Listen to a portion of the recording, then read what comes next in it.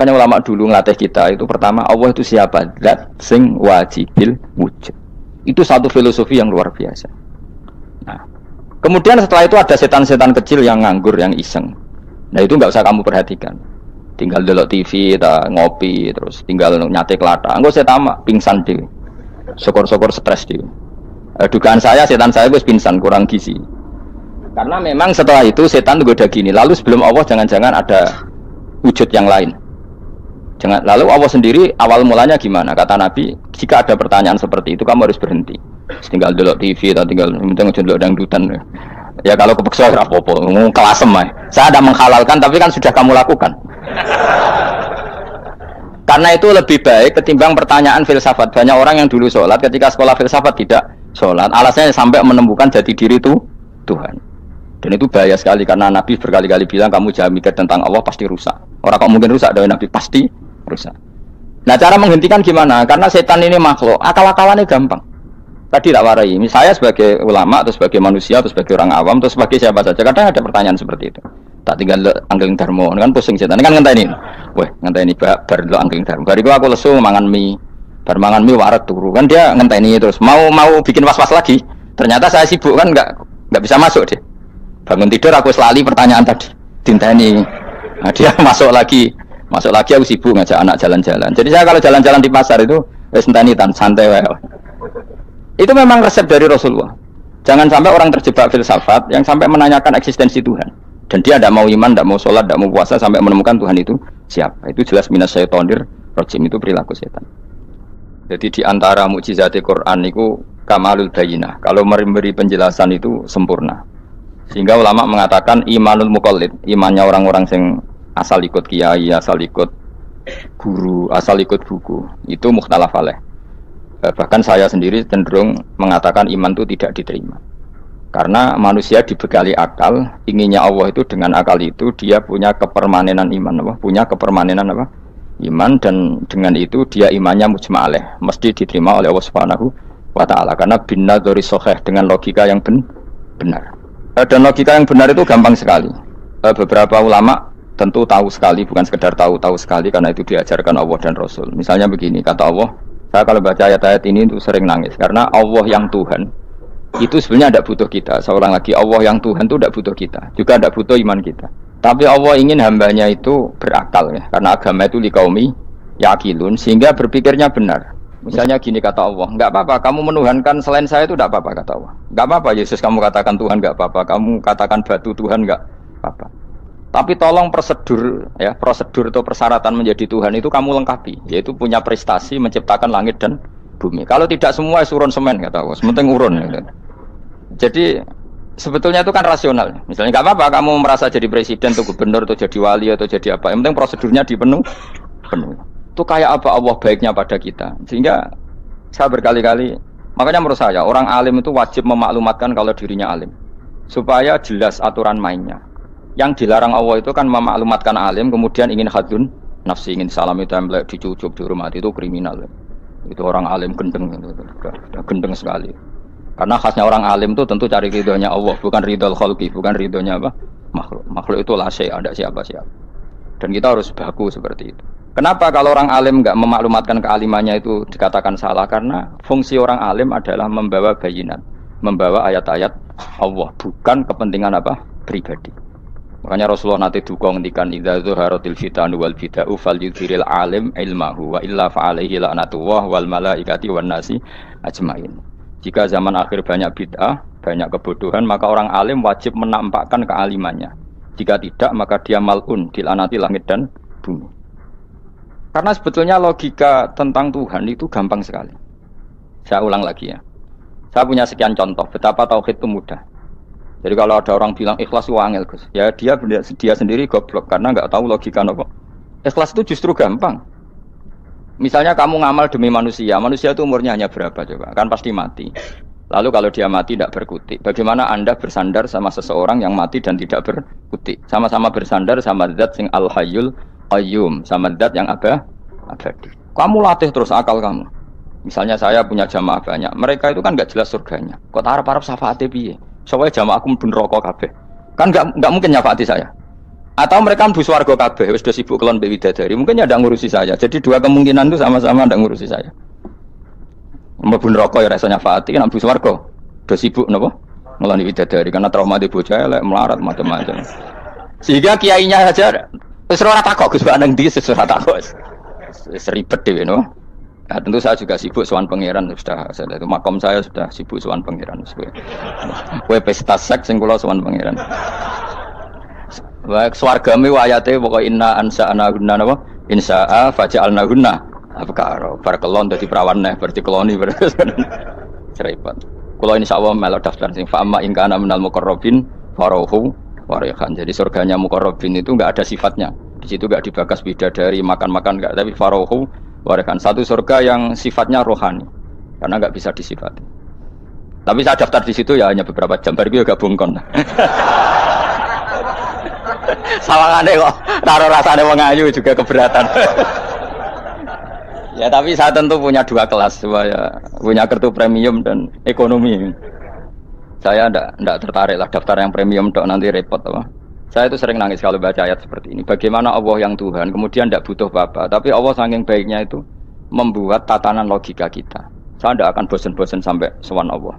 Bahkan andaikan saya masuk surga dengan faham ini, saya milih faham ini. Karena faham ini itu menguntungkan agama. Li'ilai kalimatillah. Sementara masuk surga itu hadun nafsi. Banyak ulama mengatakan, kenapa anda tidak ingin mati? Padahal anda mati masuk surga. Katanya, saya takut kehilangan momen sujud. Karena sujud adalah hak Allah. Sementara surga itu hakun nafsi. Keinginan saya. Tentu saya mendahulukan hak Allah ala hakin nafsi. Itu makam-makam yang... Dan itu nggak bisa kamu copy paste. Orang yang pada kelasnya akan merasakan seperti itu. Dan kamu tidak perlu minat, malah paham. Jadi sudah dengar saja, apa? Dengar saja.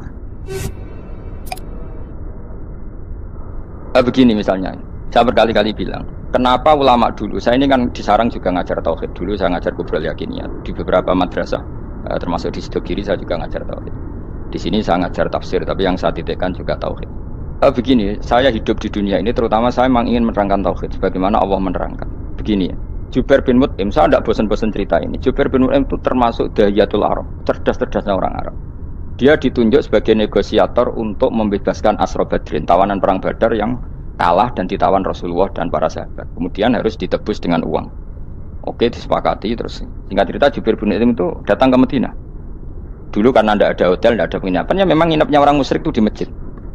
Ya sehingga itu lazim saja. Kamu tidak usah jadi liberal kemudian bilang musyrik boleh di masjid, ya tidak perlu seperti itu. Kamu juga gak perlu goblok mengatakan nggak ada ceritanya orang musyrik ngidam di masjid, karena ya ada tariknya seperti itu. Jadi tidak perlu goblok, ya gak perlu liberal.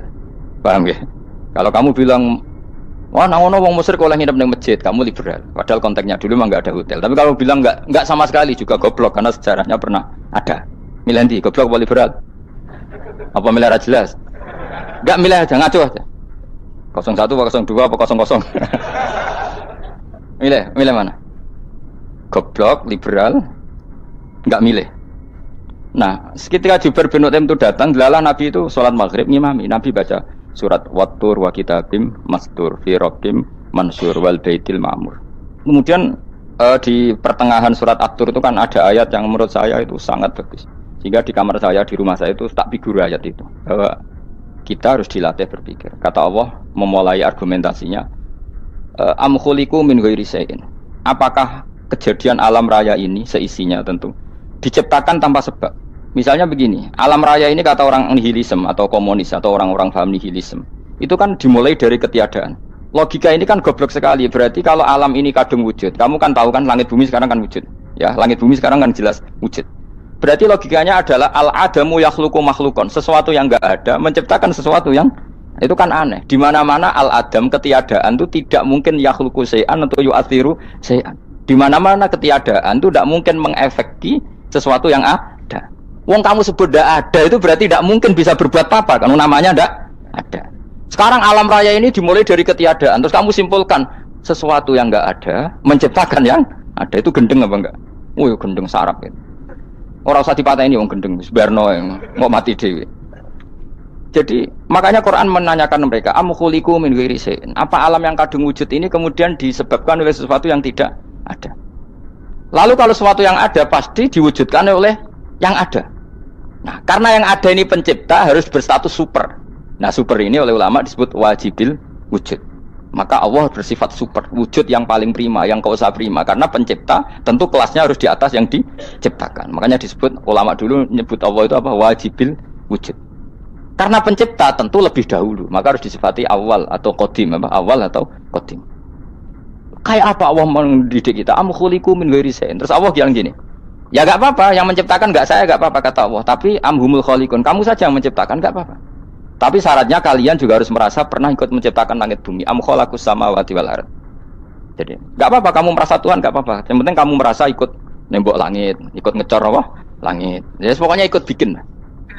Terus kata Allah, bala yukinun, kamu tak suruh merasa menciptakan langit bumi, kamu juga enggak merasa iya. Memang ya mereka merasa enggak kan? Akhirnya Jubair bin Mut'im saking enggak kuatnya. Am khalaqus samawati wal ardh bala yukinun. Am indahum khuzun. Sama Allah dibombardir seperti itu. Dia datangi Rasulullah, ya Muhammad, logika itu tidak meninggalkan akal saya. Matarok tali akli nasihan. Akal saya habis Muhammad. Saya iman saja. Saya tidak cukup punya logika untuk melawan argumentasi ayat yang kamu baca. Saya iman saja. Terus iman. Makanya kalau ada logika nihilisme bahwa sebelum alam ini adalah ketiadaan, lalu pertanyaannya bagaimana mungkin ketiadaan menciptakan yang ada? Di mana-mana ketiadaan itu la yu'atsiru syai'an wa la yakhluqu syai'an. Jenenge wae tiada. Tiada itu ya enggak ada fungsinya, ya enggak ada efeknya, enggak ada prestasinya. Ya pokoknya namanya enggak ada ya enggak ada. Nah, ini penting saya utarakan. Terus di sini Allah mengulang lagi, enggak apa-apa yang lainnya kamu katakan Tuhan jadi mitra saya enggak apa-apa. Tapi tolong kata Allah, aruni madza khalaqu minal ardi, tunjukkan ke kami prestasi dia ikut bikin bumi. Kita tahu misalnya Yesus, Isa lahir di bumi. Bumi sama Yesus dulu mana? Dulu bumi, dia lahirnya di bumi. Lalu dia melata di bumi, jalan-jalan. Kemudian dia mengatakan ini bumi Tuhannya saya. Jadi bumi kok enak, dhisik aku sih. Tua aku sih, bodoh-bodoh pangeran aku dong. Lebih apa? Tua. Jadi Allah itu gampang sekali. Nah sekarang orang iman itu kuat semua.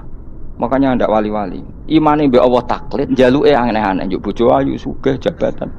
Bela Allah secara hujah aja enggak pernah, sudah minta. Makanya ini kita ini hidup di zaman yang saraf masal. Lho kula njaluk pangeran akeh-akeh kuwi, coba kamu bela Tuhan tuh pernah bela apa? Bela Tuhan tuh gampang dengan argumentasi al-hujjah yang supaya agama ini tamkin fil ard, bener-bener mapan dalam logika. Yaitu tadi di mana-mana yang namanya sebab itu amrun wujudiyun, di mana-mana sebab itu sesuatunya harus wujud. Paling tidak kita sudah menolak nihilisme. Apa? Nah, nihilisme. Lah wujud karena wujud awal harus berstatus prima. Lah prima itu dalam bahasa ulama disebut wajibil wujud. Makanya ulama dulu ngelatih kita itu pertama Allah itu siapa? Zat sing wajibil wujud. Itu satu filosofi yang luar biasa. Nah, kemudian setelah itu ada setan-setan kecil yang nganggur, yang iseng. Nah itu nggak usah kamu perhatikan. Tinggal delok TV, ngopi, terus tinggal nyate kelata. Engko setama pingsan dhewe. Syukur-syukur stres dhewe. Dugaan saya setan saya wis pingsan, kurang gizi. Karena memang setelah itu setan goda gini. Lalu sebelum Allah jangan-jangan ada wujud yang lain. Jangan. Lalu Allah sendiri awal mulanya gimana? Kata Nabi, jika ada pertanyaan seperti itu kamu harus berhenti. Tinggal delok TV atau tinggal delok dangdutan. Ya kalau kepeksa ora apa-apa, kelasem ae. Saya ada menghalalkan tapi kan sudah kamu lakukan. Karena itu lebih baik ketimbang pertanyaan filsafat. Banyak orang yang dulu sholat ketika sekolah filsafat tidak sholat. Alasannya sampai menemukan jati diri itu Tuhan. Dan itu bahaya sekali karena Nabi berkali-kali bilang kamu jangan mikir tentang Allah pasti rusak. Orang kok mungkin rusak dari Nabi pasti rusak. Nah cara menghentikan gimana? Karena setan ini makhluk, akal-akalannya gampang.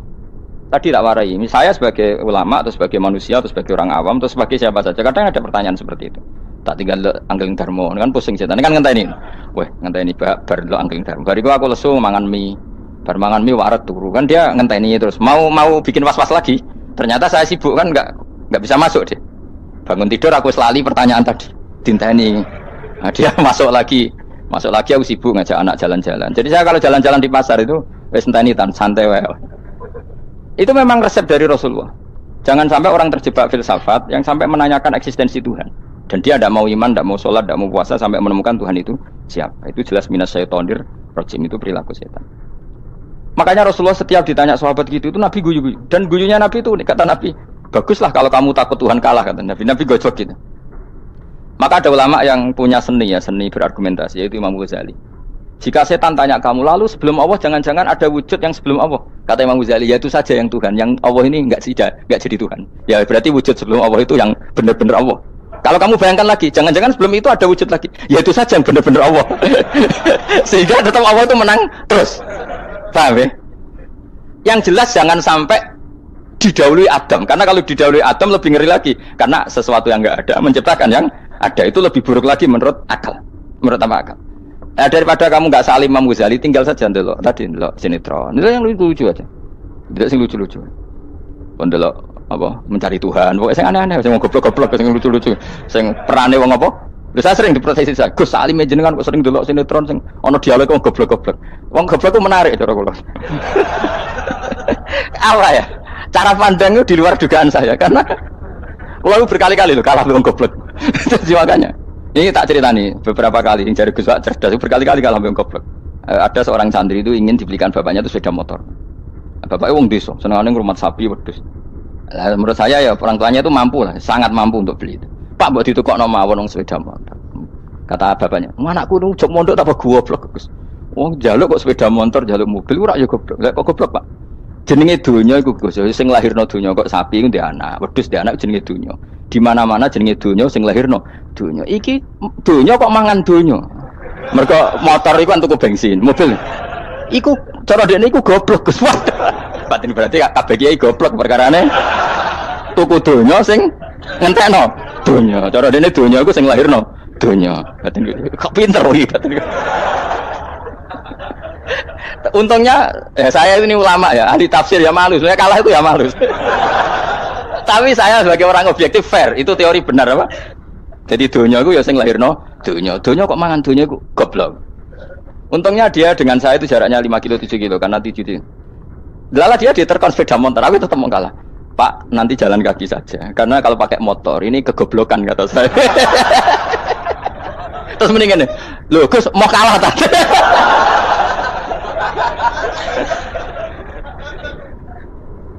Wah kacau.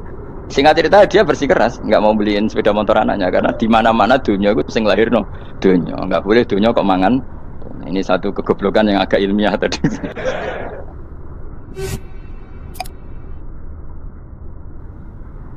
Nah, Imam Asy'ari juga ngalami hal yang sama. Imam Asy'ari itu punya, kita kalau ahli sunnah kan 2 partai ya. Ya, dalam ahli sunnah itu hanya ada 2 partai juga. Kalau nggak Asy'ari ya Maturidi. Ya, dan sama-sama alim. Ya kalau terpaut ya paling 5%, 7% ya. Kealimannya Asy'ari dan Maturidi. Imam Asy'ari itu bikin logika yang jelimet seperti saya sekarang ini. Logikanya jelimet tapi permanen. Jadi yang saya ajarkan tadi itu logika yang jelimet tapi apa? Permanen. Karena tadi alam raya ini kadung wujud. Kalau kadung wujud pasti pewujudnya yang menciptakan wujud pasti adalah kewujudan. Karena al-adam la yu'athiru syai'an. Di mana-mana kenihilan tidak yu'athiru syai'an. Ya sepakat ya, gampang kan? Tentu wujud ini prima disebut wajibil wujud. Lalu Imam Asy'ari itu bersikeras kalau imanul muqallid itu tidak diterima. Sebanyak keberatan ulama, tapi Nabi nyatanya yaktafi bi imanil Arab al-khalina anin nadur. Nabi nyatanya mencukupkan imannya orang-orang Bedui yang mereka itu kayaknya tidak bisa mikir. Ya, Nabi yaktafi bi imanil Arab itu wong desa al-khalina anin nadur yang mereka itu tidak bisa apa? Berpikir. Ingat cerita Imam Asy'ari survei. Coba ayo kita tanya orang-orang kampung. Ternyata kegoblokan orang kampung itu ya ilmiah, masyhur itu. Imam Asy'ari saja harus belajar dari wong awam, wong goblok-goblok. Kita kok ingin ya Badawi bima araf tarubbak. Kowe kok iman be Allah iku bima araf tarubbak. Lalu kamu tahu Tuhan kamu atas nama apa? Dengan logika apa? Jawabnya enak. Al-ba'ratu tadullu 'alal ba'ir wa atharul aqdam yadullu 'alal masir. Angger ana tletong ya ana ontane. Angger ana bekas delamaane wong ya ana sing bar liwat. Jadi misalnya ada bekas teracak anjing, berarti anjing habis liwat. Ada bekas apa ular ya berarti ular harus liwat. Ada bekas tercak manusia ya berarti manusia habis liwat. La wa hadzal alam atharun min athari qudratillah. Alam iki bekas mesti ana sing gawe. Jadi Mas Ari pinter juga, mesti logikane gak jelimet tapi memang agar ana tletong ana sapine. Ana teracake wong berarti ana sing bar liwat. Dene ngomong gampang wa atharul aqdam ya dulu alal masir. Nah, terus Imam Asy'ari habis itu ngendikan, ya sudahlah dengan logika apa saja. Meskipun karena zori hadal Arabi sebagaimana cara berpikir Bedui ini, sementing ada nazar. Apa ada nazar. Ya nazar apa saja. Misalnya orang ahli matematika mungkin bilang angka dimulai dari 1. 0 itu akal-akalane Khawarizm. Mergo ini kebingungan nulis 10. Tapi tetap angka itu dimulai dari 1. Kalau misalnya 1 untuk mecah kesulitan ya harus dimulai 0,1. Tidak bisa 0 tok. Jadi 0 dulu itu untuk mematahkan kalau jumlah itu tidak sampai 1. Tapi faktanya jumlah itu kan pasti satu karena dimulai dari wajibil wujud. Khawarizm itu ya pintar matematika. Saya juga punya ilmu hisamnya Khawarizm. Itu kan dia karena kebingungan angka pecah. Misalnya 1 tidak sampai 2, mau tidak mau harus ditulis 1,5 misalnya. Paham ya? Lalu kalau sebelum 1 tetap dia harus 0,5.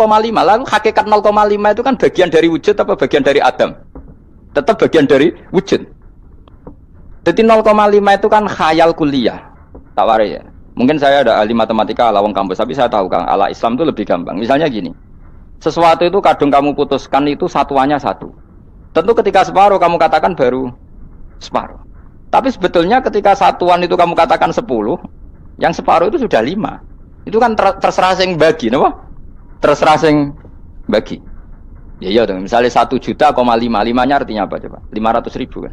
Sekarang kalau 100 ribu, 5-nya jadi berapa? 50. Kalau 1,5 jadi. Nah itu kan terserah satuannya apa? Tapi tetap dari 0,5 itu tetap menunjuk sesuatu yang wujud, yaitu 5-nya sebetulnya apa? 5 yang separuh tadi. Paham sih kalau maksud? Tetap nggak bisa sesuatu dimulai dari apa? 0. Nah, makanya kata Abdul Hamid Khan kalau dalam mendidik tauhid, itu gampang saja tadi. Alam raya ini kadung maujud, kalau kadung maujud pasti disebabkan oleh sesuatu yang wujud. Karena wujud pencipta harus berstatus prima. Lah prima ini atau premium ini kita sifati wajibil wujud. Atau kamu katakan apalah kausa prima atau musabbibul asbab. Nah kelirunya kita dalam berislam itu, kritiknya para ulama, kita ini nyebut Allah dulu baru menceritakan status Allah. Kalau zaman Nabi itu dibalik. Status wajibil wujud itu kita terangkan dulu, baru yang oleh Islam itu namanya Allah. Paham ya? Kan beda, misalnya gini logikanya gini, kamu ketemu orang ateis. Saya ulang lagi, kamu ketemu orang ateis, terus kamu ditanya, lalu alam ini yang menciptakan siapa? Allah Jalla Jalaluh. Mesti kan tanya, man huwa Allah itu siapa? Kalau dulu Islam mengajarkan enggak gitu. Surat pertama turun apa coba? Iqra. Iqra itu enggak nyebut kata Allah. Iqra bismi rabbika. Rabbika itu siapa? Alladzi khalaq. Sebutlah nama Tuhan. Yang berhak menyandang Tuhan adalah zat yang pencipta. Itu tidak ada kata Allah. Di surat Mudatsir, surat kedua, ya ayyuhal mudatsir kum fa'anzir wa rabbaka fakabbir. Bukan Allah fakabbir, wa rabbaka fakabbir. Sehingga cara berpikir gini dibalik. Sebutlah Tuhan kamu. Tuhan itu siapa? Yang berstatus Tuhan adalah zat yang berstatus pencipta. Nah, lalu pencipta ini oleh Islam dinamai Allah. Kalau orang ateis kamu langsung bilang Allah, man huwa Allah. Berarti pertanyaannya Allah itu siapa? Lalu kamu jelaskan Allah adalah pencipta. Allah adalah wajibil wujud. Tentu lebih gampang kamu terangkan. Makanya Al-Qur'an menerangkan amkhuliqu min ghairi syai'in. Maknanya saya di sini maknanya ya Allah. Apa? Allah. Apakah mereka diciptakan tanpa pencipta? Tentu setelah Islam tahu itu namanya siapa? Allah. Paham ya? Kalau balen malih. Jadi sebetulnya Quran itu ngajari kita itu ilmu mantik yang luar biasa. Misalnya ya Yuhanna su'budu siapa? Rabbakumul ladzi khalaqakum walladzina min qablikum. Sembahlah Tuhan. Tuhan itu siapa? Pencipta kamu dan pencipta orang-orang sebelum kamu. Lalu Tuhan ini oleh Islam dinamai. Tapi kalau langsung kamu bilang ke orang ateis atau orang Uni Soviet, Allah itu Tuhan. Allah itu siapa? Sebab itu di beberapa ayat dijelaskan dulu status Allah. Sifatnya Allah, keakhasan Tuhan. Yang dikatakan Tuhan adalah zat pencipta. Kalau tidak pencipta berarti tidak Tuhan. Sekarang Yesus pencipta bumi apa enggak? Enggak, karena dia lahir sudah di bumi. Begitu juga Fir'aun. Fir'aun itu kalah telak sama Nabi Musa ya gara-gara logika ini. Ketika Nabi Musa ditanya Fir'aun, "Wa ma rabbul alamin?" Lalu Tuhan itu siapa? Kata Musa, Rabbus samawati wal ardi, yang nuhani langit dan bumi. Jadi Fir'aun, "Enggak, ma'alim tulakum min ilahin wa irisa." Jalan-jalan kemana-mana yang dikatakan Tuhan oleh masyarakat saya kok. Kurang ajar Fir'aun. Terus kata Musa, "Ya Tuhanku yang di langit." Terus manggil Haman Mesir, "Ya Haman ibn li sarhal ali abluhul asbab samawati fa'atoli ila ilahi." Musa, "Haman, bikinan saya piramida yang tinggi, aku akan lihat Tuhannya Musa. Ada enggak di sana?" Padahal misalnya munggah tenan pangeran ra iso didelok kan repot Nabi Musa. Wah parah ya, nggak piramida nginceng pangeran teprak itu kan. Akhirnya Musa pakai logika. Ya sudah gini saja, Rabbukum wa rabbu abaikumul awwalin, yang menuhani nenek moyang kamu yang dulu-dulu. Mau itu langsung fabuhita Fir'aun. Fir'aun tuh kaget sekaget-kagetnya. Dan para penggawa Fir'aun sadar. Wah kalau Fir'aun yang Tuhan, babanya tanpa Tuhan. Kan Tuhannya balita kan gitu kira-kira. Tuhannya balita. Tuhannya barulah. Itu kan jadi logika yang mematikan. Kalau Fir'aun Tuhan berarti babanya dulu yang wujud itu tanpa Tuhan, karena Tuhannya baru lahir. Ini ada Tuhan kok datang terlambat ini kan. Akhirnya para penggawanya Fir'aun iman, macam gendeng ya Fir'aun itu gendeng. Itu pentingnya logika Rabbukum wa Rabbu abaikumul awwal. Nah sekarang orang tuh nggak belajar logika. Iman bi Allah orang mantep ning ati, cek iso digoncang setan, jalukane wis aneh-aneh. Jaluk swarga, jaluk gak mutu cara. Gak mutu. Makanya banyak wali kalau ditanya, kamu masuk surga sama sholat milih mana? Milih sholat. Kenapa milih sholat? Di surga itu demi khadun nafsi saya, poya saya. Tapi kalau saya sholat itu untuk hakku. Saya sebagai hamba, identitas kesejatian saya adalah menghamba. Soal nanti Allah bikin bonus surga silahkan. Maka sebenarnya masuk surga itu ada urutannya. Sebagai orang alim saya urutannya adalah berkampanye sesering-seringnya, membuat logika supaya orang mudah ke Allah dan Rasul. Makanya di Quran tuh gak ada orang disuruh masuk surga dulu itu ya Tuhan nafsul mutmainnah irji'i ila rabbiki. Kamu kembali ke Tuhan kamu dulu. Bahwa kamu makhluk yang butuh Tuhan. Fadkhuli fi ibadi. Kamu masuklah berstatus hamba dulu. Kesestatusan Anda sebagai hamba ini matangkan dulu. Bahwa saya ini hamba. Dibuktikan dengan suka sujud, suka ngamal, suka sedekah, suka tawadhu. Saya sebagai orang alim sebenarnya gak suka mulang. Karena takut. Nak kue pinter kok nyanyi aku, nak goblok sawangannya metodeku gagal. Kan dua-duanya ini merugikan saya sebetulnya. Saya ulang lagi ya, nak pinter kayak nyanyi aku. Kan ya mungkin juga senajan rodok mokal mungkin. Sanggep ae rodok mungkin. Pemane nak sing ndik kan yo, biasanya hasud tuh ndik. Mau itu sebenarnya rugi semua, tapi Allah yang memerintahkan hak wong alim kudu mulang. Perhitungan itu tak buang semua. Sing ape nyanyi nggih monggo, sing tetep goblok nggih. Monggo, sebagai Allah ngutus mulang ya napa? Mulang. Meskipun tadi potensinya itu dua-duanya buruk, sing alimnya ini. Kemudian nak mubalek terus didol ilmu Quran atau royalti tambah parah lagi. Nah aku nggak pakai logika ikhlas, pakai logika selesai semua. Ya disuruh Allah ya sudah. Saya ulang lagi ya, makanya saya minta ya surat Tur itu dibaca. Makanya baca Quran itu jangan terlalu egois, jaluk swarga. Statusnya dulu itu fadkhuli fi ibadi, kehambaan Anda posisikan yang mantap. Lagi wadkhuli jannati. Sekarang enggak dibalik orang ini masuk surga dulu. Kayak surga di kapling. Traweh arang-arang kowe njaluk Lailatul Qadar. Lailatul Qadar wis kliwat. Wingi wis Dzulhijjah wingi kan Pak. Sebagian ulama berpendapat Lailatul Qadar itu fi kulli sanatin. Apa fi kulli? Karena Lailatul Qadar berdasar nuzul Quran dan nuzul Quran itu bisa saja hari Arafah, bisa hari apa. Ada ulama mengatakan Ramadan, tapi bisa tanggal 1. Nah kamu kan pemalas ikut yang partai 21, 23 karena kan wis akhir-akhir kan wis enteng. Sebenarnya Anda milih 21 berdasar ilmu apa berdasar enak lah nak terbatas waktunya kan lebih sempit apa? Lebih apa? Sempit. Ya saya ulang lagi ya. Jadi Allah kalau ngajarkan hujah itu gampang sekali ya. Tadi amkhuliku min ghairi syai'in. Enggak apa-apa saya ada Tuhan kata Allah, tapi kamu harus punya logika. Alam raya ini diciptakan tanpa pencipta. Mau enggak kamu punya logika seperti itu? Bahwa alam ini yang wujud diciptakan oleh sesuatu yang tidak wujud. Mau enggak kamu punya logika itu? Enggak mau kan? Namanya wujud tentu diciptakan super wujud. Dan super wujud itu wajibil wujud. Dan itu Tuhan kita yang oleh Islam dinamai Allah. Bang. Makanya nyebut Allah itu di surat-surat awal Quran enggak ada. Coba. Awal surat Quran itu surat apa coba? Iqra kan? Iqra itu ada enggak kata Allah? Enggak ada. Iqra bismi rabbika. Rabbika itu siapa? Allazi khalaq. Surat Mudaththir sama, ya ayyuhal mudaththir qum fa'anzir wa rabbaka fakabbir. Ya sudah seperti itu. Ya ayyuhan nasu ubudu rabbakum. Rabbakum itu siapa? Allazi khalaqakum. Nah, kita ini keliru metode. Pemene wong tukang wiridan Allah. Tapi ora roh Allah iku sing sapa? Ya dia Allah. Dia nyifati Allah mau sing ngekeki swarga, sing ngekeki dhuwit, sing ben ngekeki widadari. Jadi Allah disifati sesuai selera yang menguntungkan dia. Bahwa Allah ini yang ngampuni saya, kemudian saya masuk surga, kemudian ngeloni widadari. Makanya kalau dia jadi wali tak demo, tak laporkan MK. Solo. Karena ini wali pecundang. Bagaimana mungkin calon wali pikirannya khadun nafsi? Kalau lama agak gitu, mendikan Allah itu zat paling penting di dunia. Maka akan saya maklumatkan di dunia bahwa orang kembali ke Allah. Caranya gimana? Akan saya kenalkan Allah lewat logika. Caranya apa? Kita sifati wajibil wujud. Kita sifati Rabbukum wa Rabbu abaikumul awwal. Dengan sifat-sifat yang semuanya mengarah ke dikjayaan Allah Subhanahu wa taala. Iku jenenge kowe bener-bener ulama. Iku disebut bal wa ayatum bayyinatun fi suduril ladzina utul ilm. Makanya ulama itu orang yang luar biasa sampai disebut innama yakhshawaha min ibadil ulama. Ahli ibadah itu rapati wedi pangeran. Masuk wiridan istighfar nangis rapati wedi pangeran, gayane tok nangis. Karena sebenarnya dia nangis wedi ra mlebu swarga. Mlebu swarga gak iso ngloni. Dari itu aja orientasinya itu. Makanya bener Kanjeng Nabi nak gojlok orang alim satu itu lebih utama dibanding 1000 ahli ibadah. Bahkan Nabi pernah ngendikan sangat ekstrim. Fadlul alim alal abid kafadli ala adnakum kata Nabi. Keutamaan orang alim dibanding ahli ibadah itu sebagaimana kelas saya kata Nabi dibanding kelas terendah kalian. Padahal Nabi dengan Abu Bakar saja jaraknya sangat jauh. Itu kata Nabi fadlul alim alal abid kafadli ala adnakum.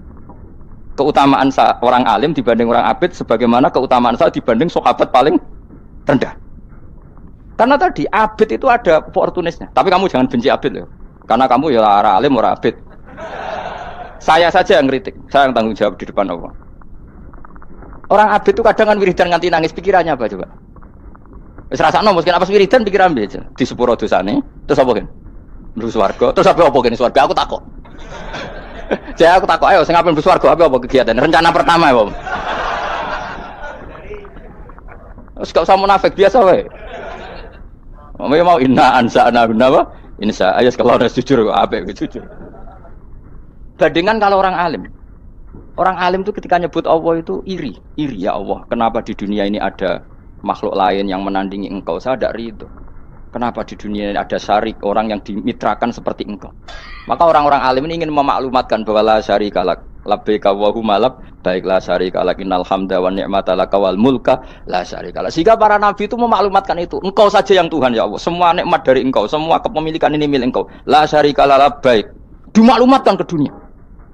Innal hamda wan ni'mat itu dimaklumatkan. Enggak ada kepikiran mereka masuk surga. Karena mereka ingin memaklumatkan bahwa Allah ini yang Tuhan. Sama tak ceritani Nabi Ibrahim dari Khalilur Rahman rumang samu kakan wiridan kaya kowe ndak. Wiridannya Nabi Ibrahim sama sampean mungkin banyak sampean. Karena sampean banyak kepentingan tadi. Wali-wali dulu kalau wiridan itu tidak sebanyak sampean ndak. Tak jamin ndak. Pemene maca lelo ping 10.000 ndak biasa wiridannya. Tapi khosyahnya sama Allah luar biasa. Pertama Nabi Ibrahim diangkat jadi khullah. Khullah itu ya Khalilur Rahman itu. Itu dia wiridannya gini. Ya Allah, innahu la yahzununi alla ara ahadan fil ghairi ya'buduka ghairi. Alla ara ahadan fil ardi ya'buduka ghairi. Sama saya hafal tadi. Memang saya hafalkan. Ya Allah, saya ini susah sekali. Kenapa zat sepenting engkau kemudian yang menyembah engkau hanya saya? Ini tidak fair. Makhluk yang enggak penting saja punya umat. Makhluk-makhluk yang enggak penting aja jadi pusat perhatian. Misalnya artis atau presiden atau gubernur atau tokoh top, semuanya jadi presiden padahal semuanya itu makhluk yang enggak sepenting engkau. Ini zat yang sepenting engkau, kemudian yang tahu kalau engkau penting hanya saya, ini tidak fair. Nangis dan nangis, ini tidak fair. Innahu la yahzununi alla ara ahadan fil ardi ya'buduka ghairi. Saya ini susah Gusti, susah sesusahnya. Zat sepenting engkau, kemudian yang tahu kalau engkau penting itu hanya saya. Wah ini tidak fair. Loh, coba kalau orang mencintai sesuatu kan gitu. Misalnya kita bojo ayu, kemudian wong liya kabeh darane elek, mangkel orang. Mangkel enggak? Kamu beli Alphard. Kamu kira itu mobil mewah. Kemudian orang nyejajarkan podo mbek Keri, mangkel enggak? Semua kenikmatan tuh kita nikmat karena itu diakui ya enggak? Wes gunane apa kaya Alphard gawa ning Gunung Kidul. Terus wong darani ngono iku padha mbek keri mbek kejangke mangkel ora kira-kira. Enggak penting mewahnya ini tetap butuhe pengakuan. Coba misalnya kamu jadi presiden hidup di dunia orang sufi. Sing darane wong penting wong saleh ahli sujud ora kakuat iki. Kita teko di Barno. Karena itu hormati situ hanya orang apa saleh. Kakuat gak? Mau kakuat gak? Atau kowe dadi artis top, teko ning daerah Gunung Kidul mung desa-desa, terus diundang lek. Oh, mangkel kae. Le bayang dong.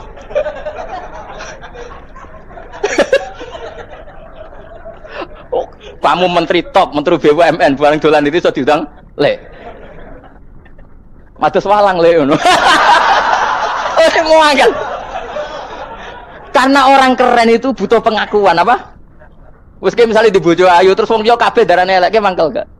Sebetulnya orang merasa nikmat itu karena pengakuan. Bayangkan andaikan orang itu melihat Alphard itu tidak wow. Orang punya Alphard gagah enggak? Oh, enggak gagah kalau orang lain enggak bilang apa? Oh. Mau misalnya digoning desa terus ana wong desa nganggep kok model tepak terus saya mau badhe numpang wedhus kula angsal, Pak. Kagak ati. Habis kan. Makanya branded itu harus dimaklumatkan. Nah itu bayangkan Nabi Ibrahim. Zaman itu ada Raja Namrud yang dipuja-puja, ada orang kaya dipuja-puja. Kemudian engkau yang Tuhan, pemilik langit bumi, enggak ada muja-muja engkau, ini enggak fair ya Allah. Nangis.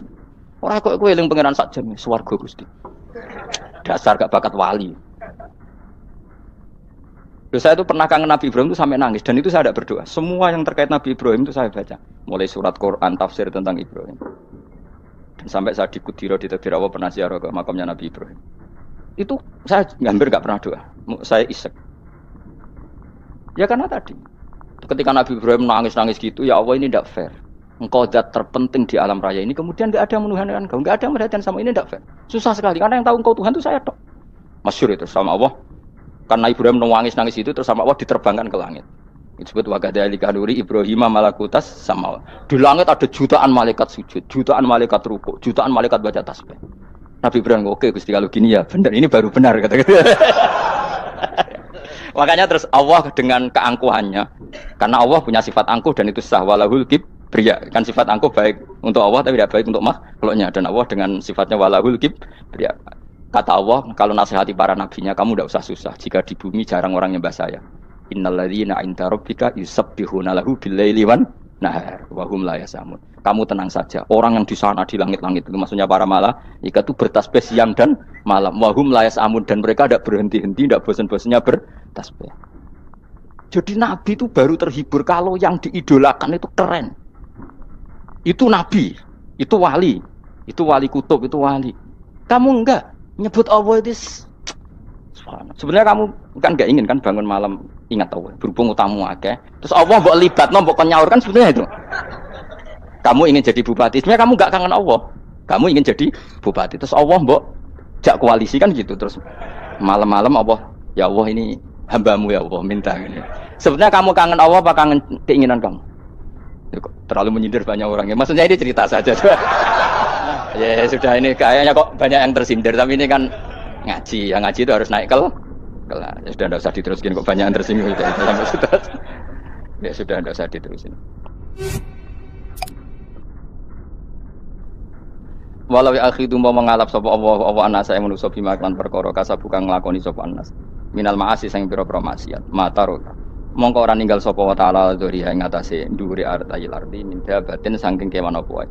Nasama tegese kewan tadubu kang melata pun sama alih ing atase arat. Kalau saja Allah ingin merusak manusia karena dosa-dosanya, pasti tidak disisakan beberapa sesuatu yang jadi kebutuhan manusia, termasuk dabang. Enggak ada hewan, enggak ada tanaman, enggak ada apa saja di bumi. Karena Allah ingin mengadab manusia. Tapi nyatanya di balik mereka maksiat, tetap fasilitas kepentingan manusia ada. Karena sifat ghafurnya Allah, sifat rahmannya Allah. Walakin yu akhiru tetapi ini ngakhirna sapa wa hum wong akeh ila ajalin temeka maring batas musamman kang wis ditentono. Yaumil kiamat tegese dina kiamat. Fa idza jaa mongko nalikane teka apa ajalum ajale wong akeh fa inna wa mongko satuna wa taala iku kana ana sapa wa bi ibadihi kan kawulan apa basiran dat sing mirsani. Fa ijazi mongko males sapa wa ing wong akeh ala amali ing atase wong ngamale wong akeh. Carane ngemales Allah tentu profesional atau prosedural bi isabatil mukminin kelawan ganjar wong mukmin wa iqabil kafirin lan nyiksa wong kafir. Ya jadi Quran itu gunanya ya membuat logika yang benar supaya orang itu menghindari kesalahan. Jadi menakut-nakuti itu kalau nggak harus tentang neraka, takut dari kesalahan, takut dari kebodohan. Kan kita juga takut kan punya pemimpin yang salah, takut punya kasus, takut kepleset. Ketakutan tidak harus dari neraka. Makanya saya berkali-kali bilang, saya sering dulu dinasihati Mbah Mun, enak ben alim, ojo sering maca tafsir, mari goblok dari Mbah Mun. Maksudnya mari goblok itu gini, mufassir itu manusia, kadang dia itu satu ayat umum, dia mendiktekan ke satu kasus, padahal kasusnya lebih umum. Makanya berkali-kali sama nani umpama ngene, contohnya ngene, karena nanti itu mengikat. Misalnya gini ya, saya ulang lagi ya, ben gayamu kayak wong alim. Coba andekan kapasitas Anda itu RT, minta jadi presiden, itu ngelama apa doa? Tidak, jawab saja. Ngelama. Jatah kamu untuk azab, kok jaluk Lailatul Qadar, ngelama apa Anda? Mestinya jalukmu orang untuk azab itu bagus. Paham ya? Banyak ulama diajak istisqa gak mau. Banyak itu ulama. Ayo istisqa kita karena sudah lama gak hujan. Kata ulama tadi, jatah kita ini kena hujan batu dari langit. Gak hujan batu sudah bagus, gak usah minta. Ulama macam-macam. Lah rai-rai ngene iki pantes entuk Lailatul Qadar untuk azab aja jawab. Orang untuk azab wis bagus. Yo dadi dongane ya Allah. Ampun jenengan siksa la tu'akhidna. La tu'akhidna maknane njuk Lailatul Qadar ojo ora disiksa. Ya makam kita itu masih Rabbana la tu'akhidna. Iku supaya gak disiksa innasina waqtuna kalau kita salah. Kowe kan gak kalau. Wah sudah salah. Jadi donga innasina waqtuna sange apikane pangeran wae ditambahin kalau kita salah. Kalau kita kan sudah ada kalau lagi sudah. Sudah jelas salah berkali-kali lagi. Mbok wong diisin. Julak jaluk Lailatul Qadar gak diisin. Tapi oleh wong pangeran apian, pangeran kan tapi misalnya pangeran ora aku luwe apian timbang aku. Dadi sowe disahno permintaan. Tapi gak dikabulno. Mau disahno, tapi ora usah apa?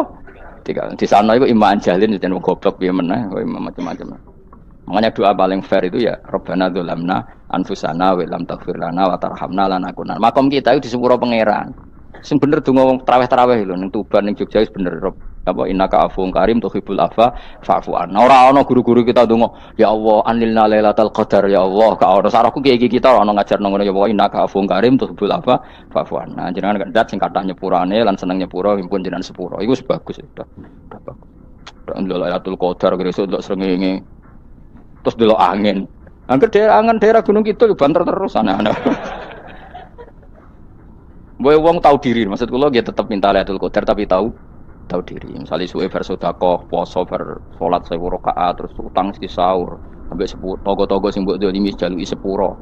Pas kowe in tenan mergo wis ngrasa ora dolim nduk Lailatul Qadar. Tapi kira ngrasa ora dolim wis ujug sombong. Wong sombong ya ora berhak meraih. Lah terus piye Gus? Ora piye biasa wae, pokok biasa wae. Makom kita ora kena adab itu sudah luar biasa. Ora penuh adab piye. Wis ngene iki wis luar biasa, napa? Luar. Mun nang ngandel kula, mesti ngene iki wis keadaan seperti ini terus. Soale dongane wae Rabbana la tu'akhidna in nasina wa akhtana. Itu sudah luar biasa. Nah, ini kan teruskan dawuh Mbah Mun. Misalnya Allah bilang gini, fattaku, maka takutlah kamu. Biasanya mufasir ditambahi minan nar, maka takutlah kamu masuk. Sebetulnya yang perlu dihindari dari kita takut itu, takut salah, takut bodoh, takut terdolimi, takut mendolimi orang lain, takut hidup tidak ada gunanya. Tapi mufasir tentu milih yang populer. Takutlah kamu dari api neraka. Coba misalnya gini, kita nanti masuk surga. Kemudian zaman di dunia kita tidak pernah berkampanye ya atau berkontribusi untuk agama Allah. Cara saya itu izin. Kata Imam Malik, saya masuk surga. Kemudian orang yang mencintai saya masuk surga itu saya malu. Rasulullah juga gitu. Saya sebagai pemimpin umat, saya malu masuk surga. Dan satu dari umat saya masih masuk neraka. Jadi lama dulu tuh ketakutannya bukan sekedar masuk neraka, takut malu, takut bodoh, takut keliru, takut. Saya misalnya nanti masuk surga itu malu, dengan saya tidak pernah ngajar tafsir Jalalain. Malu saya. Karena katanya Allah, hak kenapa pun swarga? Terus di bonus swarga. Tapi kalau pernah baca tafsir Jalalain kan anak keren nih. Keren artinya saya pernah mengkampanyakan Quran, pernah mengkhidmati Quran, pernah ngitmai kitab engkau ya Allah. Saya pernah ngitmai umatnya Rasulullah yaitu sampean kabeh. Pernah mulang, pernah sowan. Saya tiap bulan sowan jenengan gak sopan tapi. Mulane kira usah bales sowan rono malah ganggu aneh-aneh. Kadang santri yo pidol, wis diulang cek sowan. Orang tuh kiai kalau sudah di rumah tuh milik keluarga biar fair. Bermulang cek assalamualaikum. Terus kiai ini kagok keluargane ku kapan? Boyo mikir bocah ora karo-karuan.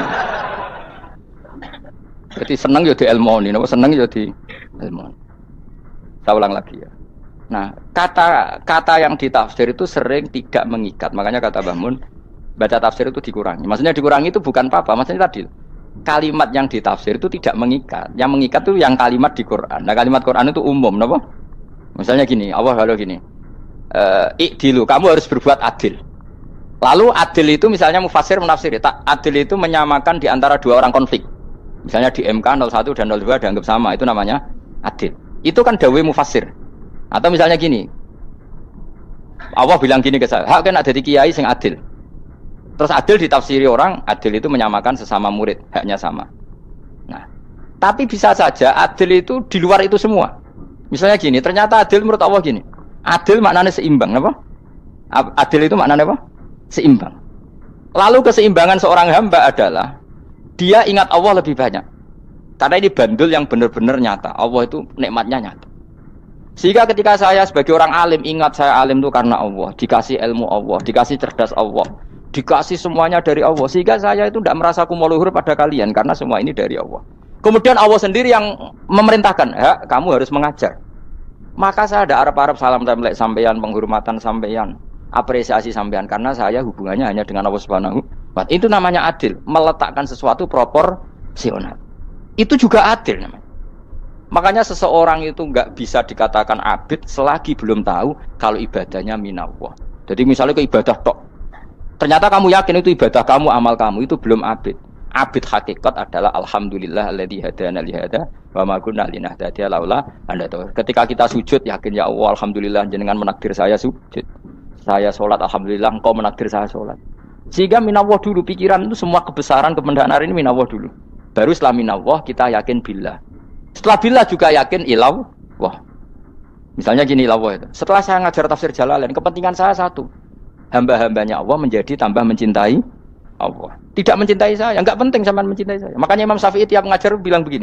Waditu annal khalqa ta'allamu hadzal ilma wala yahmadunani. Saya senang kalau kalian belajar fikih sama saya, tapi kamu enggak usah muji saya. Jadikan fikih ini alat taqarrub kamu kepada Allah. Itu namanya minallah wa ilallah. Itu adil. Tapi adil yang dijelaskan ulama beda-beda tadi. Ada mengatakan adil adalah proporsional antara murid, antara keluarga dan murid. Meskipun kamu senang mulang, jangan merantarkan keluarga, itu udah adil. Itu kan versi, no? Maksudnya Mbah Mun, kamu jangan terjebak versi-versi dalam tafsir. Paham ya? Karena Allah hanya ngetikat i'dilu wa aqrabu. Paham ya? Tapi kan penjelasan adil ini orang versi. Paham ya? Ada yang nulis adil adalah meskipun mimpin masyarakat ya ingat keluarga.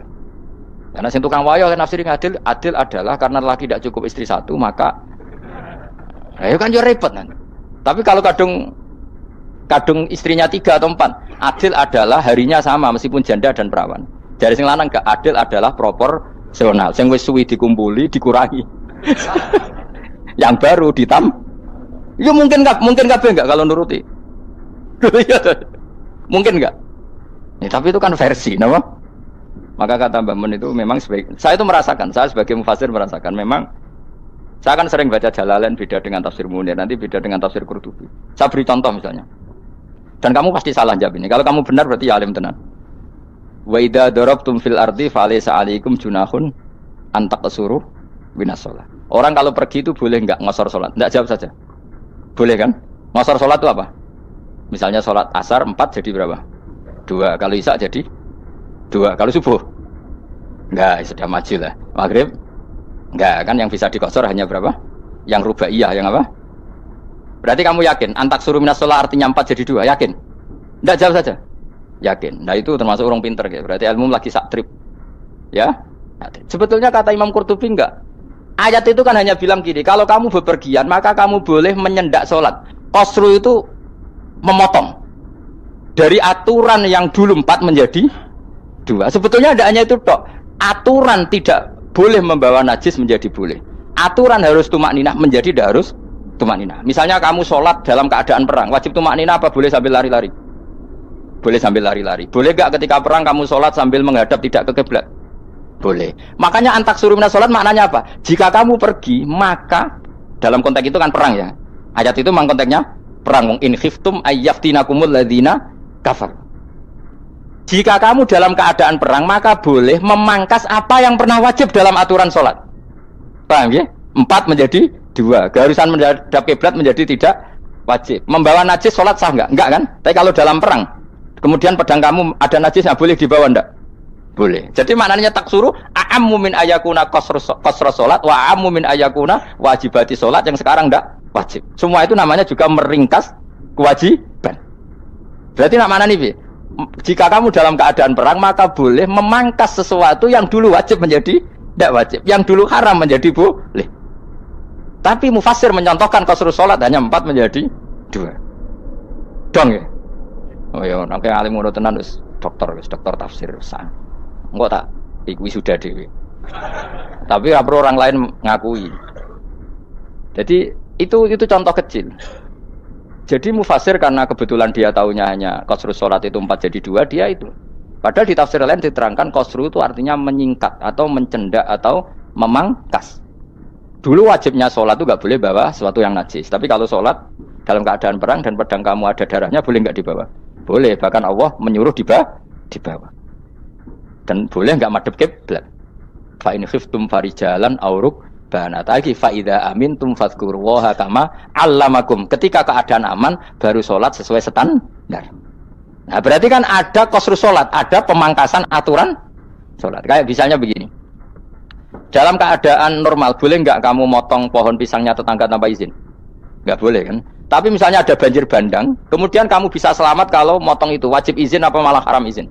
Haram izin, harus kamu langsung potong karena kalau tanpa begitu kamu tenggelam. Dan yang punya wajib meridhoi. Kalau nggak meridhoi disalahkan syara malah. Paham ya? Jadi ini penyolongan yang wajib. Tapi tak sebab potong kayak ngelangiin terus gedangnya mbok pangan itu berlebihan. Karena Allah memaklumi hanya untuk ngelangi. Jebule wis menisan lah itu di luar izin syariat apa? Di luar izin syariat. Itu melampaui batas itu. Syaratnya boleh itu ghairu baghi wala famani turra itu darurat syaratnya ghairu baghi wala dan tidak boleh melebihi batas. Ora ape ngetok gedange jupuk sik sing mateng dipangan terus diketok. Ora oleh. Paham jelas ya. Makanya kalau ngaji tafsir ya saya kan berkali-kali ada makna di tafsir Imam Suyuti saya tambahi umpamanya ini. Maksudnya umpama itu supaya contoh itu tidak mengikat. Jadi yang disebut beliau itu satu dari sekian potensi ribuan contoh. Ya kayak tadi misalnya antak suruh minas sholah. Itu umumnya ulama membayangkan qasrus sholat yang 4 jadi 2. Padahal enggak, maknanya meringkas aturan dari wajib menjadi tidak wajib. Bahkan sebagian aturan itu dikatakan haram, tidak haram. Itu tadi misalnya bawa najis atau teman kamu mau dibaca orang kafir terus kamu bilang, "Hei hati-hati." Itu tidak batal kalau dalam sholat siddatil khauf. Paham ya? Jelas. Semaju lah. So, malam terus dikur oleh Lailatul Qadar. Wis gumen mbek wong-wong itu. Bingung ora ilmune wong-wong.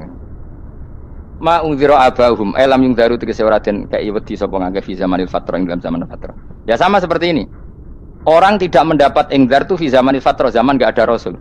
Tentu tidak hanya itu tok. Ada rasul tapi orang itu jauh dari komunitas ulama. Itu juga termasuk orang yang tidak mengalami ingdar. Jadi tidak mengalami ingdar bisa di zaman fatrah atau sudah ada rasul tapi dia jauh dari ulama atau jauh dari komunitas Islam. Itu juga komunitas yang tidak mengalami ingdar.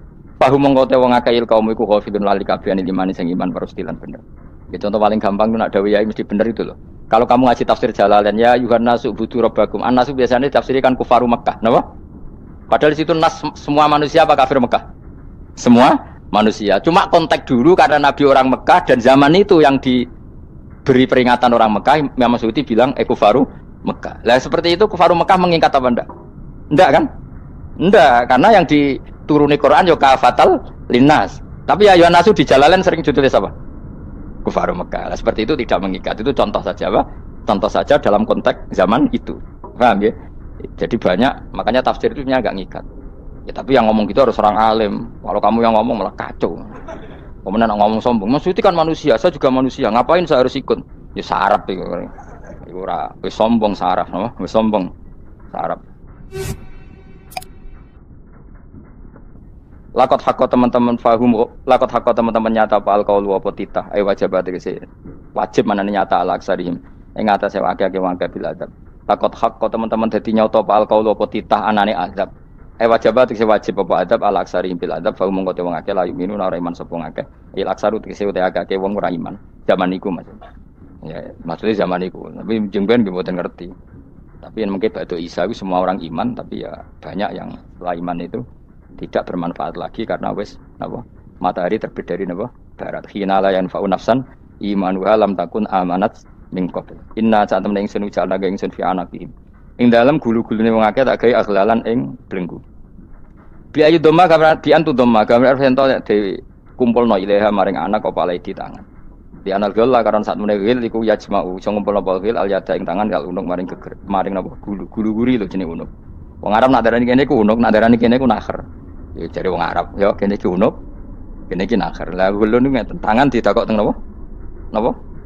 Gulu. Napa jenenge? Cidok niku, cidok niku. Sing guri-guri. Bayam kote tangan ila iki kumasmatun teng kupono ilal atqoni maring dagu. Niki lho jenenge dagu. Jam udaqonin wa yamustama ulahyan. Kumpule dua dagu atau dua wang nek cumanan. Bahu mongko te wong akeh mukmahuna iku dadi bunder sapa wong akeh. Manane rafiuna ngangkat wong akeh usaha ing sirahe wong akeh. Lastatiuna ora iso mampu sapa ngake khawdaha ing ngendekno ruus. Menawa dhewe maksudi wae ta iki mutamsilun muk bayangan, muk tamsil gambaran. Mulane kula gumun mbek ulama riyen. Tak contohno ya, nek ulama dhisik utop, wong dhisik nak darani bun neraka digludungno. Wong kafir sok ben digludungno ning neraka. Iku ya pancen ngalim tenan wong dhisik. Mergo gambarane ngene, ora usah praktekno sok ben, praktekno saiki wae. Nek praktekno sok ben kowe sok ben mlebu neraka. Dadi ngeten wong nak lungguh ngene, wong Arab nak darani iki ason-ason. Terus ngeten. Ngeten. Niki jenenge apa? Dengkul. Dengkul itu kena dagu, terus tangan. kena cidok dadi ngat. Dadi wong wis dalam keadaan bunder. Paham ya? Lah malane malaikat karek nyaduk terus gludung-gludung ngono. Paham ya? Dadi mergo yo napa? Dengkul nempel dagu, paham ya? Tangan nempel cidok, terus ditaleni. Paham ya? Terus ya karek gludung dong, malane wong kurang adane bunder apa iku? Oke bayangno saiki sampean ra usah, gak usah mlebu maksudnya, paham ya? Mulane ape mlayu ora iso, wis posisi ngono, paham ya?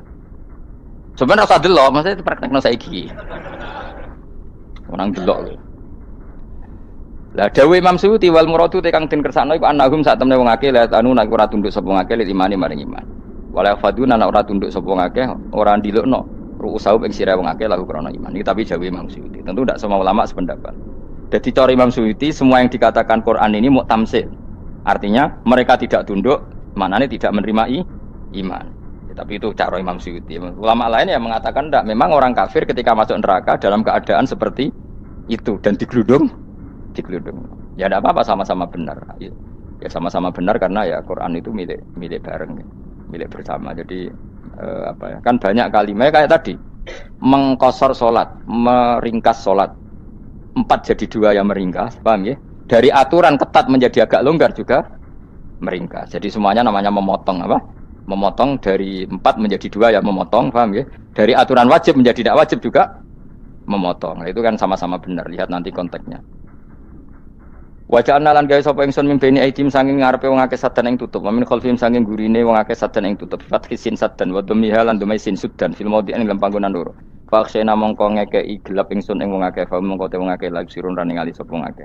Tamsilun iki ya contone aidon disat diturukil iman maring ketutupe dalan iman alih ngatasi kufar. Nak cari maksud kabeh iki mau tamsil. Dadi ngene. Dari depan kami kasih tutup, dari belakang kami kasih tutup, kemudian mereka saya kasih kegelapan, maka mereka tidak tahu. Mananya apa? Dari arah depan yang mereka enggak ngerti pentingnya iman, dari arah belakang yang mereka enggak ngerti pentingnya iman, maka mereka buta, artinya tidak iman. Itu dari Imam Suyuti. Tamsilun aidoni hanya perumpamaan lisat diturukil iman, yaitu tertutupnya jalan-jalan iman. Tapi ulama lain mengatakan ya enggak, memang pernah ada peristiwa di mana orang kafir ngepung Rasulullah dan mereka dari depan matanya dihalangi, dari belakang dihalangi, sehingga ketika Rasulullah keluar mereka tidak melihat. Itu ya nyata ya, jadi makanya ngaji ya. Jadi kan keren. Oh ini ada sekian tafsir, terus gue ngomong kan kayak wong alim keren. Nah takoi kata siapa? Ono rekamane. Tapi yang orang ngaji dhewe, nah takoi kata siapa? Ada rekamannya. Lah aku takoi ada kata siapa Gus? Tak dudono kitabe. Lah aku dudono rekaman. Iku apik zaman akhir wis maju. Soale sing rido kan. Enak kok Kang dadi orang alim kuwi enak. Nanti itu dadi wong alim ya rugi. Tadi nanti kan gitu. Abdul Qadir masuk surga. Entah ini gelombang kedua dan para penggemarnya. Jadi akhirnya sing alim tenan yang mlebu swarga, sing kedua dan para penggemarnya. Iku ora usah alim Kang, cukup penggemar. Jadi aku sebenarnya rugi kan. Gus Pak masuk swarga kedua dan para penggemar. Waduh. Terus jebule padha ae. Iku saking rahmane Allah. Kenapa? Kan masyhur itu hadis itu. Rasulullah itu ada sahabat nangis, enggak bisa tidur nangis. Berhari-hari enggak bisa tidur nangis. Hanya karena ingin punya satu pertanyaan. Lama-lama ketemu Nabi, ya Rasulullah sudah berhari-hari enggak bisa tidur, ingin menanyakan ini tapi tidak berani. Coba kamu tanya saja. Ya Rasulullah, saya ini kalau mati, engkau kan suatu saat dipanggil Allah. Saya tidak ketemu engkau. Makanya mumpung sekarang saya tak melihat wajah engkau sekuat-kuatnya, sepuas-puasnya. Kata Nabi ya. Terus, kenapa? Ya kalau engkau di surga, saya di neraka kan enggak ketemu lagi. Atau kalaupun engkau di surga kan kelasnya beda, kan enggak ketemu lagi. Jadi kemungkinan dua-duanya itu enggak ketemu kata. Karena tadi bisa saja ya, artinya Nabi karuan di surga, saya di neraka enggak ketemu. Atau engkau di surga, saya di surga pun beda kelas, ya enggak ketemu. Terus kata Nabi, enggak begitu aturan mainnya. Almar'u ma'aman ahabba. Orang itu sesuai yang dia orang bersama orang yang dicintai. Jadi ya saya harus ikhlas kalau kamu saingi nanti. Ya, takdir no. Wasawana ni padha uga ali ngatasi wong akeh angger tau tento ngekek peringatan sira gumeng wong akeh tahqiqil hamzaten angger ta. Wa ibdali saniyati alifan angger ta humatasili ala nasil hamzah wa itu khali alifan wa pun alif binal musahalan dan hamzah sing ditasil wal ukhra lan ya wa tarki lan tinggal itu khol. Amnam tungzirhum wong ra wis bakat kafir mbok elingno cek ra mbok elingno tetep la yuk minun ora gelem iman. Lah sing iman iku sapa inama tungziru mestine ngelingno sira. Maksude yan fa'u tegese manfaat apa ing daruka peringatan sira. Peringatanmu manfaat man ing wong ittaba kang anut sapa man atikra ing Quran il Quran tegese Quran. Wa khasyalan wedi sapa man ar-Rahman ing awase Rahman bil ghaibi padahal ora roh pangeran. Ya khofat tegese wedi sapa wong ing Allah, toh walam yara ora ningali sapa wong ing Allah. Nah bil ghaibi itu apa? Takut Allah dalam keadaan toh dia tidak melihat Allah lang. Mereka tak tafsiri bil ghaibi barang gaib ning Indonesia terjemahannya hantu. Melihat alam gaib itu maknanya apa dalam bahasa Indonesia? Hantu. Mulane bil ghaibi rata terjemah apa? Ya namanya ini wa khosya lan di sapa wong ar-rahman wa sirman bil ghaibi padahal dene ora roh langsung. Ya ora usah diterjemah ya. Terjemah dadi apa? Barang gaib malah repot. Fa basiru mongko ngeke berita gembira sira ing man bimaghfiratin kelawan pengemuranan wa ajrin dan ganjaran karimin kang terhormat. Orang yang seperti itu yang ngikuti Quran dan takut Allah itu layak mendapat maghfirah wa ajring karim wa ta'ala jur karim wal jannatu swarga. Inna satamna ingsun wa nahnu ya ingsun iku nuhyi uripna ingsun al mauta ing wong sing mati libasi krana pas. Wa natubulan nulis ingsun fil lauhil mahfuz ma ing apa wae kodamu kang nglakoni sapa ngake fi hayatihim. Di lauh mahfuz apa yang pernah kamu lakukan ditulis min khairin kaapian wasari dan kaelean liujazau supaya diwales sapa ngake alih ing atase iki. Wa atharahum lan yo tak tulis bekas-bekas kelakuanem. Matek saya perkara ustunta kang digawe sunah apa bima badam sak usum ngake. Jadi perilaku kamu ditulis setelah kamu mati masih ditulis yaitu bekas-bekas sunnah kamu yang pernah kamu lakukan. Jadi misalnya kayak kok penemu judi, selama ada orang judi ya kamu dapat, paham ya? Paham ya? Loro gak ya? Makanya ulama ngendikan dulu tubalil amwat, tubaliman mata wa matat ma'ahu dunubu. Bejo wong mati kemudian dosa-dosane melok mati pisan. Maknanya dia mati dalam keadaan tidak pernah melahirkan sunnah keburukan, paham ya? Tapi bejo wong sing mati kemudian dia meninggalkan sunnah kebaikan yang diikuti terus. Kok sampean ini lho bener?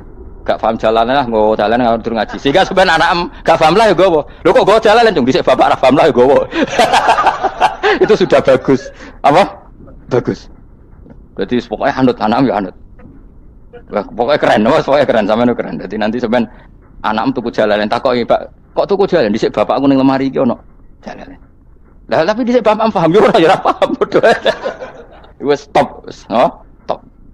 Jelas ya gitu anak tubuh mangkodamu wa atharoh. Makanya sisa-sisa amal kita, bekas-bekas amal kita semuanya adalah ditulis sampai Allah Subhanahu wa taala. Mulane kula kepengin jenengan nate syukuran, pisan-pisan nate syukuran. Pertama anak kita bisa sholat. Guling-gilingan banyak orang syukuran perkara ulang tahun. Kenapa pertama anak kita bisa sholat kita tidak pernah apa? Syukuran. Padahal sholat itu yang menjadi identitas anak kita, kehambaannya ila yaumil qiyamah. Mbok orang itu gitu. Sehingga nanti anak kita tuh senang sekali. Itu saya itu kalau agak marah, itu anak saya yang paling kecil, baru umur 6 tahun. Itu tahu-tahu bilang, "Pak, saya sudah sholat." Karena dia tahu, saya itu paling terhibur kalau ada berita sudah sholat. Jadi itu penting supaya orang itu tahu orientasinya bapak itu sholat. Jadi jangan sampai terus anak kita kalau ulang tahun syukuran, tapi pas sholat kita dingin-dingin saja. Lama-lama anak kita berperasaan sholat itu tidak penting. Buktinya apresiasi bapak biasa saja. Itu contoh kecil. Sehingga nanti tertanam, anak kamu tertanam, nanti cucu kamu tertanam. Jadi itu namanya asar apa? Asar. Jadi harus seperti itu. Jadi ya itu namanya asar. Makanya Nabi Ibrahim enggak berani minta uang sama Allah. Minta rezeki enggak berani. Tapi kalau dia menyebut sholat dulu baru berani. Rabbana liyuqimus sholat faj'al afidatam minan nas tahwi ilaihim warzuqhum, kata Ibrahim, supaya mereka kuat sholat ya Allah. Enggak apa-apa kamu kasih makan supaya kuat sholat. Karena kalau Nabi Ibrahim hanya berdoa, ya Allah kasih mereka makan. Nah, digo zina, go demenan, go judi. Nabi Ibrahim melok dosa. Makanya dimulai Rabbana liyuqimus sholat supaya mereka kuat sholat ya Allah. Enggak apa-apa mereka kasih makan. Jadi supaya ini sholat jadi pokok. Kenapa kita makan? Supaya kuat sholat. Andai kan Ibrahim hanya berdoa supaya kasih makan mereka. Kemudian kekuatan itu dipakai maksiat. Ibrahim kan ikut dosa. Itu sirinya kenapa doanya Rabbana liyuqimus sholat ya. Jadi kata liyuqimus sholat didahulukan apa? Supaya mereka kuat sholat. Maka kasihlah makan, kasihlah rezeki. Jadi supaya sholat jadi pusat orientasi. Itu harus dilatih. Ya tentu kamu ngelatihnya sidik-sidik. Wong anak esopo kan gitu, tapi ini kan cerita aja. Maksudnya orangnya biasa wae, maksudnya aku mau cerita. Kowe gelo ya monggo. Terus mutung ra ngaji ya monggo, gampang. Kowe ra ngaji, aku golek murid kok kowe gampang. Kowe golek guru kaya aku kangelan. Ya maksudnya sing gelem ngalah teko ini kan. Oh, liyane larang kang nyewane. Wa asarohum lan bekas-bekasnya mereka. Makanya ketika Ahmad bin Hanbal itu ahli hadis karena selagi riwayatnya dia dipakai orang tahu Rasulullah itu karena ahli hadis. Bener yang paling hebat tentu qala Rasulullah. Tapi apa artinya qala Rasulullah kalau enggak diriwayatkan dari ulama sampai kita. Tapi apa artinya sampai kita nak gak ono sing ngalahi maca ngene iki. Mburohno maca ngene. Paham nggih? Ayo jajal ke tuku kitab Musnad Ahmad. Nak ra roh gubedi larang ngono tok. Mereka ora ono sing maca ora ro isine, paling mau kenangan apa? Godik ngarang. Tapi baru kayak ono sing maca kemudian bisa. Ini juga asar. Misalkan kowe oleh niru aku semati ngorek jalal. Oleh niru. Tapi aja niru sesate.